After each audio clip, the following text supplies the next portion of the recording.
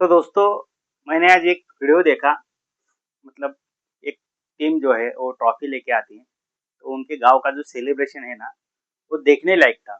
मतलब इतना अच्छा सपोर्ट गाँव से। हमारे यहाँ जो मतलब जितने भी प्लेयर है, हमारे गाँव के प्लेयर है, जो खेलने बाहर जाते हैं, तो उनके गाँव का सपोर्ट और ये जो वीडियो मैंने देखा ना इनके गाँव का सपोर्ट, मतलब मैच ही नहीं कर सकता।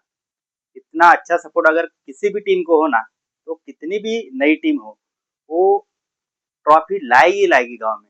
जब तक तुम ट्रॉफी नहीं लाते ना, तब तक गाँव का सपोर्ट भी नहीं मिलता। तो यही एक तो सच्चाई है मतलब।